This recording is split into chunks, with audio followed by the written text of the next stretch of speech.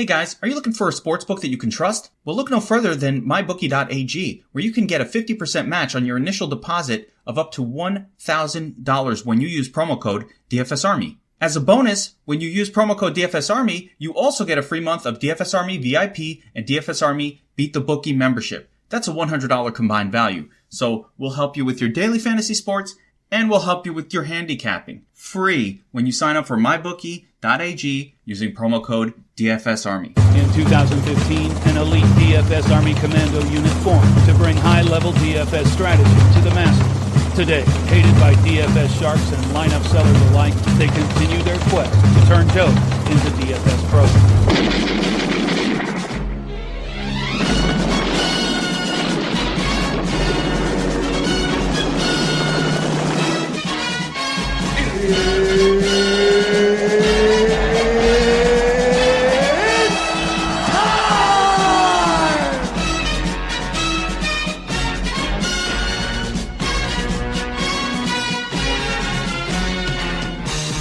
What's up, and welcome to the Taco Tuesday PGA DFS podcast, presented to you by DFSArmy.com. This week we'll be headed to Palm Harbor, Florida, for the final leg of the Florida swing of golf on the PGA Tour. We've been kind of going along the east side, the east coast of Florida. We're headed over to the west side by the Gulf of Mexico. It's right by Tampa Bay, if I'm not mistaken. It's going to be a big step down as far as strength of the field goes. Of course, we saw our strongest field of the year last year at the Players. And what a mess that tournament was. It always is, but this year especially, the carnage was in full effect. You had really chalky guys like Cabrera Bello and Casey not just miss the cut, but come in damn near last place. We had poor Mr. Brandon Harkins. He just needed 2 birdies in the final 3 holes to make the cut right on the dot, and he birdied 16, birdied the island 17 for the second time in 2 days, and then goes on to post a quintuple bogey on 18, finds the water twice, and ends up finishing in the bottom 10 after almost having a miraculous made cut. And that's the story of Sawgrass. That's how it goes in TPC Sawgrass. This week we were headed to the Valspar Championship, formerly the Tampa Bay Championship and the Transitions Championship. And this is quite the unique event. Before I get down into breaking down the field, as always, gotta let you guys know that if you enjoy what you hear on the podcast and you want to come check out our content, you should actually head to my YouTube channel right now, Taco DFS. I threw up a research station guide, a tutorial. It goes through every single part of the research station. So you can check out everything we've got to offer there, all the stats, how they work. The link will be in the description. And yeah, you should go check that out and see what we've got to offer with our daily fantasy golf content. And of course, with membership to DFSArmy.com, it won't only be golf, you'll get coverage to all of our daily fantasy sports, access to a wide variety of daily fantasy sports coverage. You've got NBA, MLB is about to kick into gear here, NASCAR, even tennis and soccer and hockey. I mean, we do it all. DFSArmy.com, promo code TACO will support the pod and help get you 20% off. Lifetime discount. And yeah, if you like us, just see what we've got to offer at the research station. It's got everything you'll need to help dominate in daily fantasy golf. That along with our domination station lineup optimizer. So yeah, DFSArmy.com, promo code TACO. Let's dive right into this field here. At the Valspar Championship, it is it's kind of spearheaded by Dustin Johnson. And then we have a few other big name players in Rahm and Day. We see Sergio again, Webb Simpson, and then it kind of takes a bit of a fall from there in strength. This is usually a weaker field event, being the week after a not a major, but the Players, and that really starts to rear its head up once you get towards the bottom of the field. It can get pretty rough. So lineup construction, after last week being able to play pretty much whoever you want, it's kind of a cold hard slap in the face this week. Not a whole lot of free plays, mispriced guys. You're going to have to pay up for a lot of guys that you really wish you weren't paying up for. It's one of those weeks, especially if you want to get a piece of Dustin Johnson up top. And, you're probably going to want to, honestly. He just rates out so well, and he's honestly probably the biggest favorite that I've seen at a golf tournament since I've been covering golf since early 2015.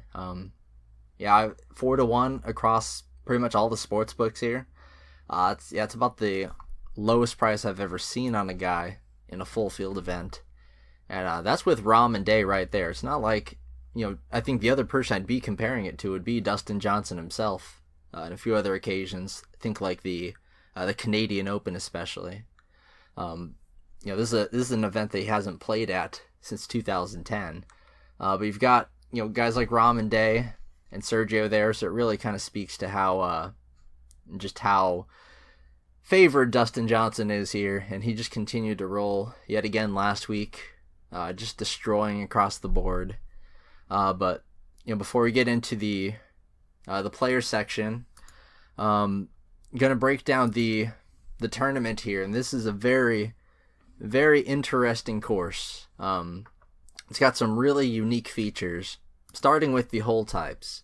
So it's a par 71, and most par 71s have your standard 4 par 3s and then 3 par 5s. This week, however, we have 5 par 3s. It's one of the only courses on tour that has 5 par 3s. But they all just so happen to fall within a pretty similar range, and that is 195 yards and above. You've got the one hole there, hole number 4, that's 195 yards, and then after that, 200, 215, another 215, then a 235 on hole 8. That is a pretty tough hole. One of the harder holes, or one of the harder par 3s that there is. And it's also got a really wicked par 4, hole number 16, one of the hardest par 4s on the PGA Tour. And also they have one of the hardest par 5s, their long par 5 on hole number 5. 605 yarder that plays as one of the hardest holes on the PGA Tour. It's just a really, really, really difficult course. One of the hardest courses that there is. In fact, it rates out as, on the tournament comparison tab here, it rates 54th in average scoring to par. That's bottom 10 in the PGA Tour, and the only tournaments that are harder than that are mostly U.S. Opens, Open Championships. That's pretty much the kind of event we're talking about here. People playing over a stroke over par on average. I know that the last few weeks we have been at pretty hard courses, and the common theme with the Florida courses has been lots and lots of water.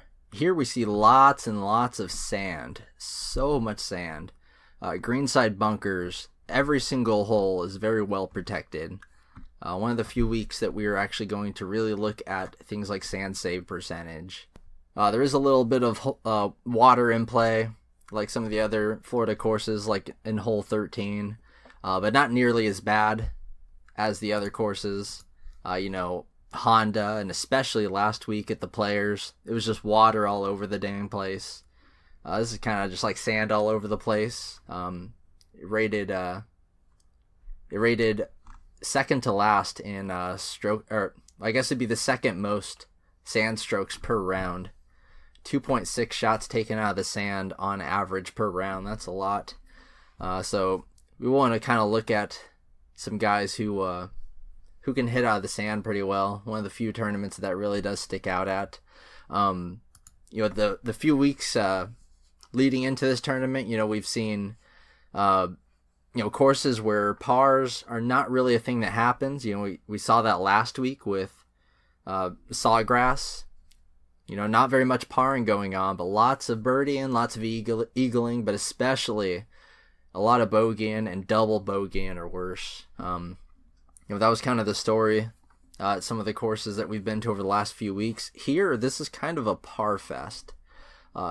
Even with the 4 par fives, the lack of par fours, and especially the lack of short par fours, and the lack of short par fives, them all being really pretty tough longer par threes that you're pretty much happy to get pars on. This rated 5th out of 65 courses in pars per round, but bottom 5 in eagles and birdies per round. Also pretty low. Not low, I guess, but for a hard course, it really doesn't give up, or I guess give up isn't the right word to use here, but it doesn't really force a lot of double bogeys. That was kind of more of the case in the last few weeks, like Honda Classic especially, tons of double bogeys there, Sawgrass obviously. Here it's just a lot of parring, a lot of low fantasy scores. You're going to see pretty low scoring in fantasy showdown. People are going to, on average they score 27.5 showdown points. It's pretty low compared to the average of 33. And then last year at this tournament, guys averaged about 41, 42 fantasy points on DraftKings. Also really, really low. It was even lower on FanDuel. So definitely going to want to kind of lean to your safer guys. It's gonna be tough, Gonna look to the fantasy scoring splits a lot more than usual with how unique the course is. Some guys, are really going to benefit with the lack of short par threes and short par fours. It could be a little sneaky to pick someone who struggles on those hole types and does well at the hole types that this course has to offer. There's a pretty good example here, like Sergio Garcia is pretty darn good at everything but, short par threes and long par fours. It hasn't always been the case, but that's just how his game's been playing here. But this course, has 3 long par fours, which is actually less than average. Has no short par threes. So you definitely want to target guys who struggle at the shorter par threes, or at least just aren't as good as everyone else in the field. Definitely focus on the guys with the acumen on the longer par threes, as obviously they're all over 195 yards. Is able to narrow it down to a pretty tight range in the long par 3 splits. And there is one par 4 range that does kind of stick out this week, the medium length par 4s, 5 of those on the course. So that with the long par 3s, that's 10 out of 18 holes there already. The par 5s are kind of split around. You have some shorter ones. We also got some longer ones, and they're pretty tough par 5s, so they don't give up a ton of eagles. Even some of them, play over par like the one. It's just a very, very hard course in general. Wind can come into play too, and we're seeing a PM AM sort of split on Thursday. Not so much on Friday, but it does seem like the afternoon wave on Thursday will face a lot more wind than the morning wave. So in things like showdown, that could be a nice little area to attack. Just the guys that tee off early. You'll also see, rain has come into play here in the past, but it looks pretty sunny so far in the forecast, so that's nice to see. There is one thing that really sticks out about this course I kind of forgot to mention here. Rates out last in greens and regulation percentage. I put that as one of the key splits this week, just comparing it to other courses that have a really, really low greens and reg number. The smaller greens, the tighter fairways and stuff like that. Just harder courses. Driving distance actually also, it's pretty darn low. Bottom 10 in that, 275 off the tee on average. Guys do like to club down here to make darn sure they can hit the fairways here. Forgot to mention the length. It's 7,340 yards, par 71. So, pretty long for a par 71. The stimp meter comes in 11.6. But it could end up playing a little faster, especially with these sunny conditions. We saw things kind of playing a little faster at the Arnold Palmer, even last week at Sawgrass. So, yeah, statistically, looking at the correlations here for Valspar, out of 41 measured courses here, none of the strokes gained metrics come in at any more than 21st, so halfway through the field. So it's pretty average as far as strokes gained stats being predictive of fantasy point scoring. Off the tee comes in 31st, approach 21st, around the green 22nd, putting 30th, and I kind of expected around the green to come in a little bit more, but in the eye test, it kind of is something that you really want to do well at here, but it can be a bit unpredictable. It's not wildly unpredictable like the players, but compared to a normal tournament, really just the harder courses in general, it just kind of adds a little bit to the variance. Kind of a common theme in Florida. Year-to-date greens regulation percentage does come in pretty high at 13th, and driving distance and accuracy both come in at 21st. So it's a really, really mediocre week as far as the predictability. Even when you just go by adjusted strokes gained to the field, that rates out 21st. So it's like dead middle in the field in pretty much everything, but greens regulation percentage and putting comes in pretty low. Other than that, it's like dead on right down the middle. So and off the tee also comes in a bit lower. Guys are clubbing down. Whenever you get to a course where guys club down, it can mess up the predictability that driver and off the tee stats would give you. Obviously, they're not even using a driver half the time. You can't really afford to use the driver too often. These are some extremely tight fairways, so guys are going to have to adjust their plan accordingly, and it's still kind of long, so that's just a lot of what leads to this being a really tough course.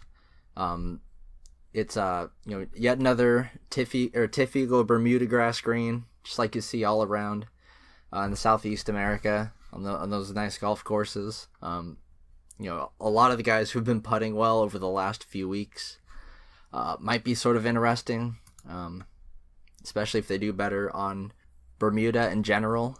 So as far as the statistics I'm using to select golfers this week, I don't know how I feel about course history yet. Just kind of it feels like a place where course history would kind of come in to play a lot more, and you do see a lot of horses here, but I'm kind of really looking to the fantasy scoring stats, like I had said, the whole type stats, with just how this course is set up, focusing on look at other courses that have the low greens regulation, just the tough courses that are pretty similar to this one.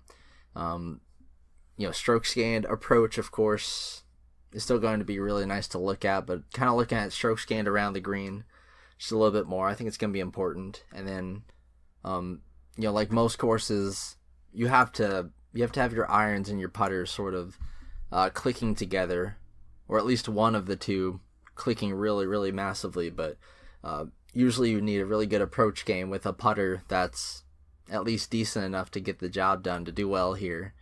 And also looking at the double bogey avoidance, double bogey or worse avoidance stat on the research station. That's it's gonna be really important. Want to avoid the guys who they'll find their way into trouble, because trouble leads to some more trouble around here. Looking at guys get out of the sand, like I had said. Greens regulation percentage too, looking at that more than usual. Not really worried about distance, of course. You find a lot of older guys have success here. A lot of your shorter hitters, you look at the field and you can tell that this attracts a certain type of golfer because they're all here.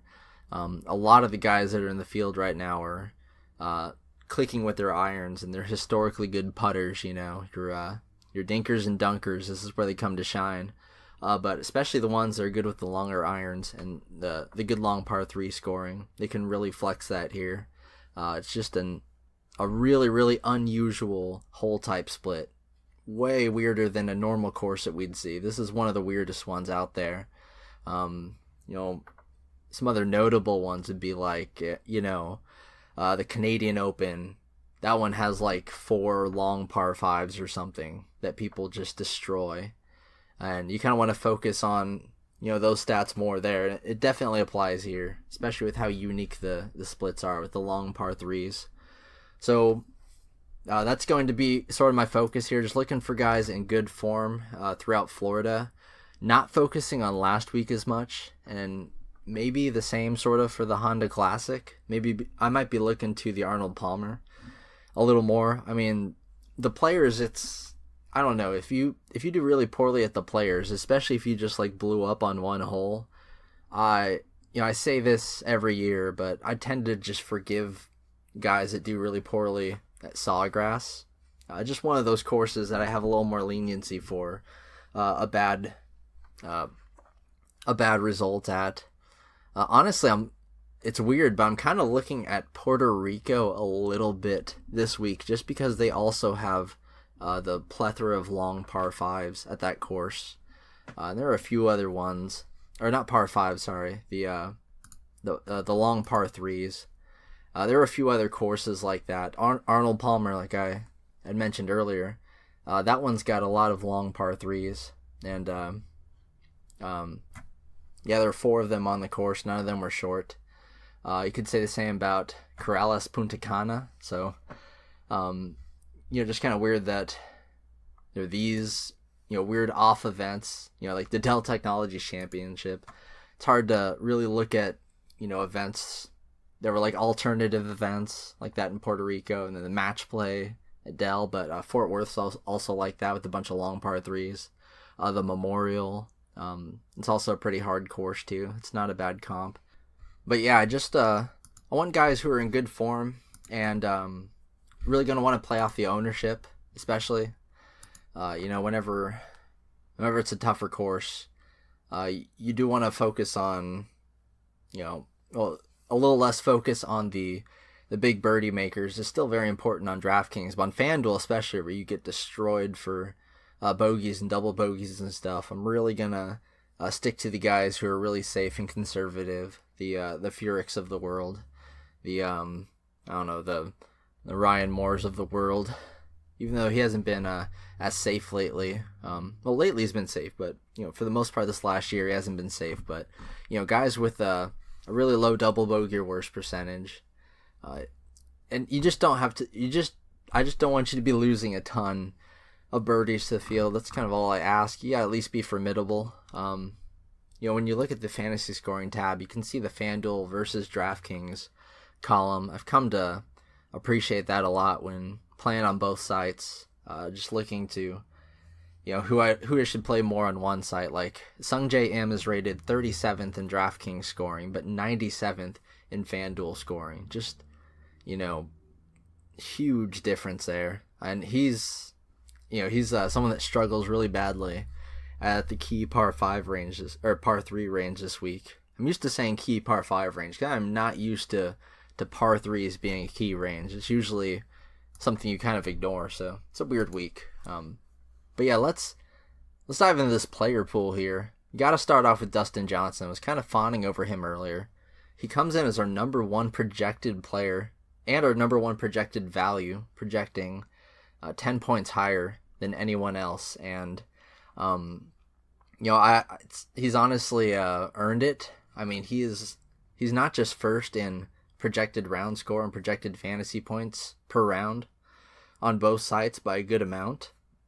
He is like the best in the field at strokes gained approach, pretty much no matter what split you're looking at. He is by far the best in the field at field rank split over the last year. It's like 10% higher than anyone else in this field. Also the best at like Southeast courses.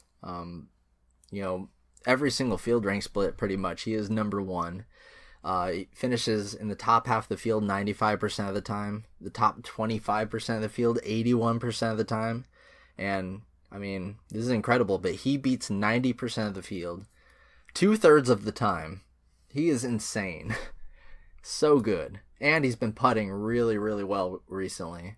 So that on top of his fire irons that they're remarkable. He's gaining almost 2 strokes per round over his last 10. Just good numbers from DJ.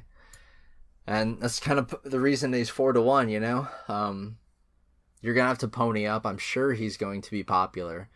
30% or more. You know, this week we added on the research station adjusted implied odds. What that is using Dustin Johnson for an example. I use this example in the research station tutorial, but I'll do it again here. So Dustin Johnson to 1, going by his decimal odds, he's at 5 right now. So if you bet $1, you get 5 back. You can convert that to implied percentage by just taking 1 and dividing that odd by it. So it'd be 1 divided by 5, so it'd be 20% or 0.2. So is Dustin Johnson's implied win percentage actually 20%?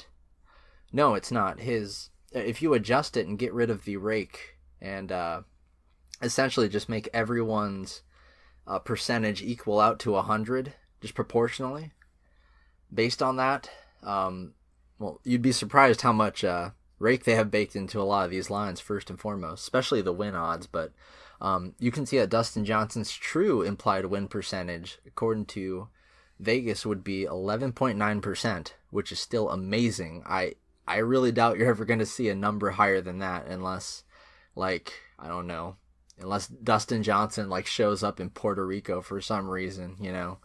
Not really going to see that happen. Maybe when Tiger Woods gets to the Champions Tour or something. I don't know. But DJ is about as safe as you could possibly be this week. He doesn't really have any course history. Just a miscut way back in 2010. That was like near the beginning of his career right there. You know, I think he was on tour about 3 or 4 years at that point. But this is a place he historically skips. I'm not sure why he's in the field. I think he just, I don't know. He might just be feeling himself. I'm not sure if it's a sponsor thing or not. I did not check. But regardless, he's in the field. You can select him. And, you know, whenever I see a guy that's 6-1, 5-1, that's usually a pretty good value at $12K. But DJ is only $11,500 on DraftKings. FanDuel has the right idea. They priced him up pretty well, but you know, $12,600 over there, but $11,500 on DraftKings. That is honestly a value, and he does rate out as our number 1 projected value. I've not seen that happen in a very long time, where the highest price guy is still the highest value. He just rates out so perfectly in every single possible thing except driving accuracy, but he gains a lot of driving accuracy when he clubs down. He's very good at it. You know, his low driving accuracy pretty much comes from him just being aggressive. You know, the split types aren't, I mean, they're not bad at all. He's number 1 in medium length par 4 scoring. He averages 1 DraftKings point per hole, which is insane. The second highest is 0.89 by Webb Simpson. So, I mean, he's like, he's not just first in a lot of these splits. He is by far first. You know, maybe one of the best examples I can give is a new tool that we added this week. Well, it's not a new tool. It's a tool I've had around since 2015. But I finally optimized it and got it working just absolutely perfectly the way I want it. And it's available on the research station. You guys might remember it from last year. I had it up most of the time. It's the Stat Cruncher model, where everyone's gonna have a score between -3 and 3, 0 being just average, and they have those scores for pretty much all of the stats on the research station, and then you can apply weights to each of them.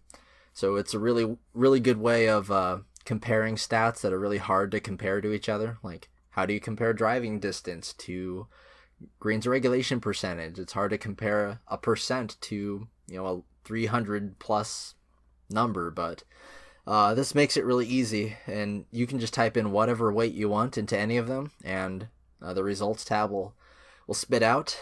I know there are a lot of models out there sort of similar, but this is definitely the first one.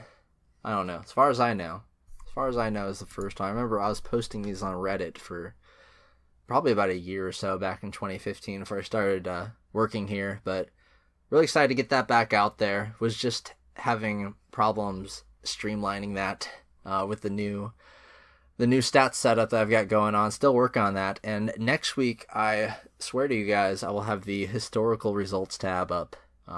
That has been a bear to deal with, like holy crap, but gonna get that back up, and you're gonna have historical results and hopefully round by round stuff for historical stuff here.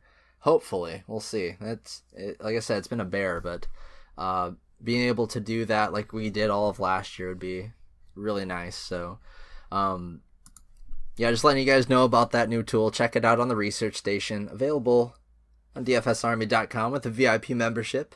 Promo code TACO. Hey, marketing, gotta love it. So back to the players here. For you free guys, I'm going through all of the 10K guys and above on DraftKings. All the 11K guys and above on FanDuel with a bonus Webb Simpson, who's a really good play over there. Dustin Johnson, I've pretty much just fawned over him. His ownership is going to be insane. I imagine in like higher dollar contest, he's going to be way higher owned. But I don't know. I don't know if he's going to be more or less owned in the 150 maxes versus the 20 maxes. I've kind of noticed that there's some kind of predictable differences in those types of GPPs. The ones that optimizers, the guys that optimizers like to spit out, those guys are over-owned in the 150 maxes, but the guys that look good on the game logs and the hand-buildy ones, the 3 maxes, 20 maxes, 5 maxes, single entries, definitely. Single entry, just want to go contrarian as could be. The ownership there is always super chalky because everyone throws their cash lineup in it, but I really do like looking at the differences between that. I think Dustin Johnson will be a little under-owned in the 150 maxes. I could be wrong, but like in single entries and stuff, especially high dollar stuff, he's gonna be very popular. I don't know if he'll be very popular in the very low stakes either, just because it's really hard to afford him if you don't know where to go down low. But there's probably enough value in the 7K where you can definitely squeak out some DJ and he'll still break 30%. Don't like playing anyone over 30% owned in golf, but this is sort of an exception because, hate to say it after, all that we saw last week with guys like Casey coming in like damn near last place. But I'll say it. Dustin Johnson's rating out to be about the safest play that I've ever seen in a DraftKings field there. That's what I'll say about him. So John Rahm, anyway, he's got a 6% implied win percentage there, so pretty much halved Dustin Johnson with his 9-1 line. This is one of the 2 Spaniards that's going to make a big splash up here. I guess 3, but man, Cabrera Bello just really screwed everyone last week big time. He's even worse than Casey was. But Spanish Inquisition lineups and stacks are still in play here. You can fit all 3 of them. It's gonna be really tough with Rahm and Sergio. 5 digits. You might be really having to punt there, but you can still do it, and no one expects it. So Rahm, he's been just in great form. Had a terrific Saturday. I thought he was gonna win the tournament. He was like up 3 strokes on the field. Didn't pull through. He's won before. It's not like he's a known choker or anything, but he's had a lot of top 10 finishes, a lot of top 15 finishes. Hasn't won since Waste Management a couple of years ago, 2018. But yeah, Rahm continues to project kind of poorly. Not just doing everything off the tee. Really good driving accuracy percentage to go with the distance and all that. The driver is great, but this is a less than driver course.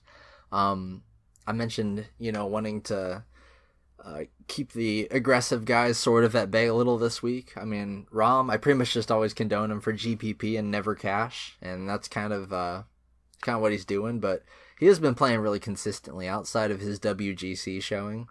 Just finding his way up there. Really like him in. You got to have shares of him all over the place in Showdown now. I mean, that's always been the case, but he really proved it last week that he can put up one hell of a round at any time. He's someone I'm mostly going to be avoiding, kind of as always. I feel bad about it. It's just like I like everyone else in this range better. And I think a lot of people will kind of share that sentiment, honestly. I kind of just make the same analysis about him every week, but I mean, it's true. Like, he's just really, really high price. Like, he's a higher price than Jason Day, who, outside of the withdrawal at the Arnold Palmer, couldn't be in much better form. He's never played the course either, so that kind of works against him there. Jason Day at $10,700 and $100 more than Rahm on FanDuel, $11,800. He hasn't played this course since 2013, but still, the dude he's playing so good. Just so incredibly good. Well, I'm sorry, he's playing well. Good is what Batman does. That's what my dad would tell me. But, he's he's playing for good. Hopefully he's playing for good after his withdrawal from the Arnold Palmer Invitational. There's like an MRI that revealed some sort of tear in between his fourth and fifth vertebrae. Not sure what the deal was there, but I guess it really didn't affect him at the Players last week. Looked fine as ever. He's been pretty much a top 20 lock every single time he tees it up since, the start of this year, start of this season, really. And outside of a really horrible showing at the Dell Technologies Championship, he's pretty much been top 20 in every event he's played. It's really that and the U.S. Open where he missed the cut. You get rid of that, and he's been top 20 in every single event that he's played at. Beats 75% of the field and 67%, or 2/3 of his events played. If you beat 75% of the field, even at that price, you're still going to be pretty well off. So he's somebody I'm going to get some exposure to. The strokes gain stats are always weird with him. He never has approach that's that great, but for once he's actually starting to gain over his last 10, which is something I usually don't see. Usually he's losing some strokes. Putting really well. He's such a good Bermuda putter. I think he is the best in the entire field. No, that would be Roberto Castro, who we'll talk about later. But, Jason Day, number 2 in the field in Bermuda putting. But really, he's the best Bermuda putter overall, especially if you were to go back longer. Pretty much always a perennial top putter on tour. And, this can be, like I said, this is a place where if you are putting well, you can have a lot of success, and good at the short game too. Recently, that's actually been where he's been struggling, which is kind of weird for him because usually he's a top tier scrambler on tour. Off the tee, he's been getting a little more consistent. He's not insanely wild like we're seeing with DJ right now. Usually his adjusted driving accuracy is down in the 50s. Right now it's above 60. It's a really nice thing to see. So yeah, Jason Day, I'm really liking him. I don't know about cash yet, but definitely someone I'm going to have a lot of in GPP. I bet he gets owned a little bit, but, not too much to where I'm too worried about it. He was only 6% owned last week. And, even before that, it was kind of under-owned compared to what he brought to the table. I think he'll be under-owned in, the optimizer sort of GPPs again, because he doesn't rate out well with like stat models and stuff. He really doesn't, but he's just so consistent, so steady, and that he has number 1 golfer in the world upside, win the tournament upside any place he tees it up at, and he's one of the few guys I can say that about this field. Moving on to Webb Simpson here, $10,400 on DraftKings. 10-7 on FanDuel. Like I said, that's a good FanDuel price. Even on DraftKings, he makes out for a pretty decent play. He was 8th here last year. Has some missed cuts here in 2016 and 2014, but other than that, it's a lot of top 20 finishes. Runner-up in 2011, 2012, finished 10th. Really good at courses in this general area, like Southeast courses. He's played 7 of them with an 89% field rank split. He is very, very good at, places in and around his Carolina home. Also really, really good at the low green and regulation percentage courses. He's played 6 of them with a 91% field rank split. Looks pretty good defending his title at the Players last week. Finished 16th. Has just been playing really consistent, awesome golf. Ranks 2nd in our projected round score. That long par 4 scoring, it really comes in and helps him there. Also not bad at the long par 3s. He's significantly better at those than he is the short par 3s. So this is a really good course for him. Also ranks 10th in the short par 5s, which is where you're going to be getting your scoring from compared to the long par 5s. And even good on the long par 4s. I mean, he's really just good at everything outside of, short par 3s, which there are none of on this course. So looking like he's in a really good spot here. Ranks 4th in DraftKings and 5th in FanDuel scoring. Next we'll talk about I'll wait before I talk about Sergio. I just wanted to point out with Webb Simpson, like his made cut percentage over the last year, it's better than Rahm, better than Day, way better than Sergio's, I'll tell you that. Better than Woodland's even. Woodland has a record for most consecutive cuts made, and his made cut percentage is better than Woodland's. So, this Webb Simpson cat doesn't have as much upside to win as some of these other scrubs, but you can see it in the odds, like really good top 20 bet. Him and Day, they just seem to be top 20 machines. That's kind of where they're comfortable. You see them on the leaderboard, and they can win, but for the most part, you just see them on the leaderboard and they chill there, and it's a lot better there than at the bottom of the leaderboard. I'll tell you what, but, Sergio Garcia now, $10,100, 11-3 on FanDuel, priced up pretty well over there. I think he's going to be a chalk in this range. This is a course where he's very good at, finishing top 16 in his last 4 tries here. Most recently 4th last year, and 7th in 2013. So he keeps rolling on his form. 22nd last week at the Players is all right, but top 10 at the Honda Classic and at WGC. And it kind of went on outside of Saudi Arabia, a little bit of a tear overseas where he always plays really well.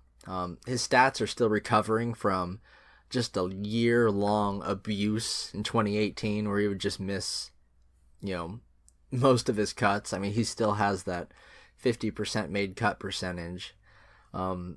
We started to see the approach game come back to him, but it's kind of, it's just, it's been continuing too. It's grown from his last 50 to last 25 to last 10. He's getting better and better over his last 10. He's gained 1 1/4 strokes approach. That's really, really good.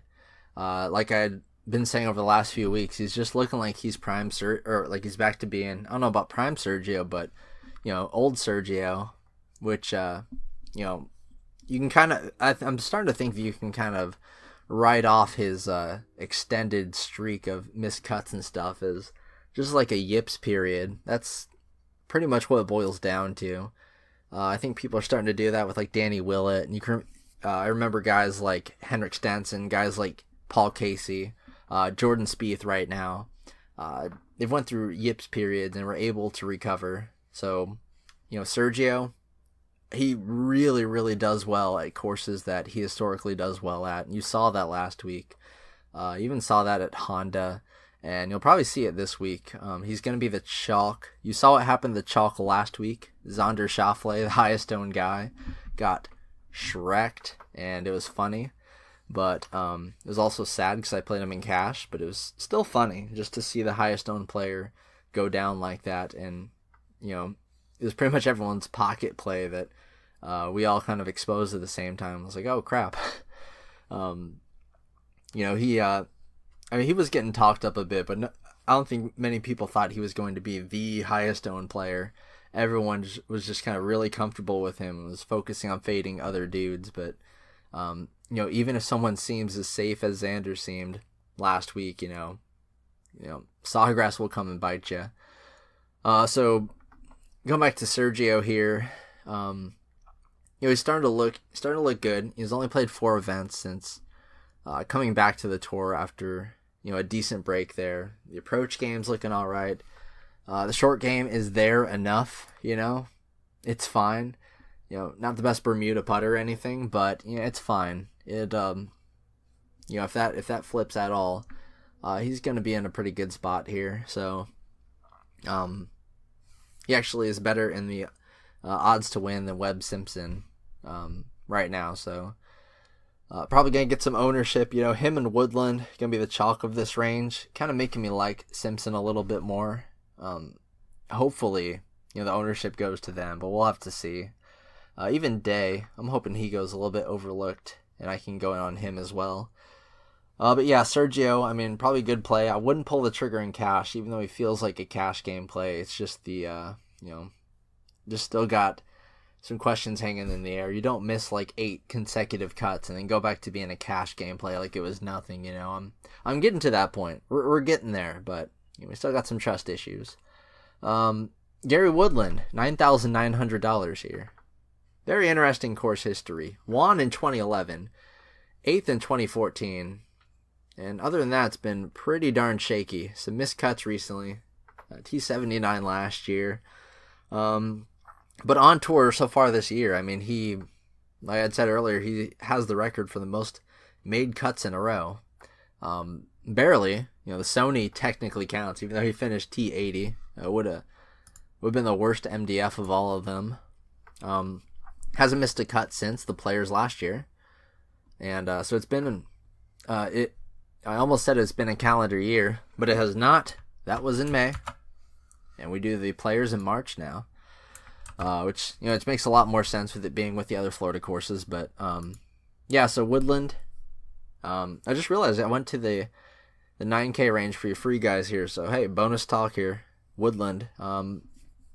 Shaky course history, but the results have been awesome. I think on DraftKings, especially on like 20 maxes, the hand buildies. He's 9,900, so he's like something on sale at a store for $9.99. Kind of catches the eye. Like, hey, 4 digits, that's not bad. That and the fact that he has 11 of 11 cuts made, it shows on there. People really, really like to roster the guys that have a lot of made cuts and no miscuts. They love rostering it. Like, Woodland has been the highest owned guy so far this year. If you go by average ownership, I'm sure he's got to be up there. So Woodland, solid tee to green game. I'll definitely give him that.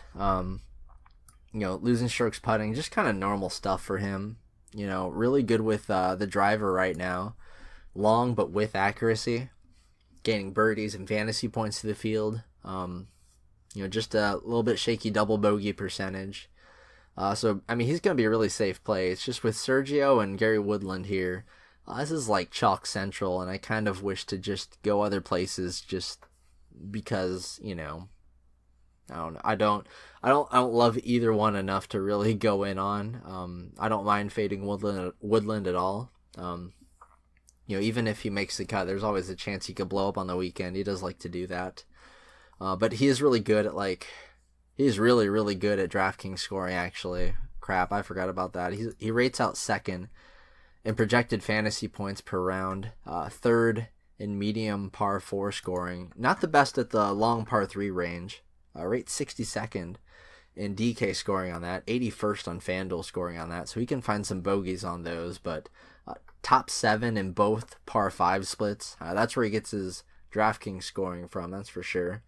And also the long par 4s. Pretty good in that as well. 12th ranked in that in FanDuel scoring. So, yeah, Gary Woodland, I understand the play there. He's a really good play. I just worry about the ownership because it's going to be real high ownership, I think. So, yeah, that'll do it for the free portion of this podcast. Remember to check out the Research Station tutorial that I'll have linked below. It has, this week's slate on it, so, nice little sneak peek right there. And yeah, DFSArmy.com, promo code TACO for that lifetime 20% off discount and to support the pod. We'll see you guys.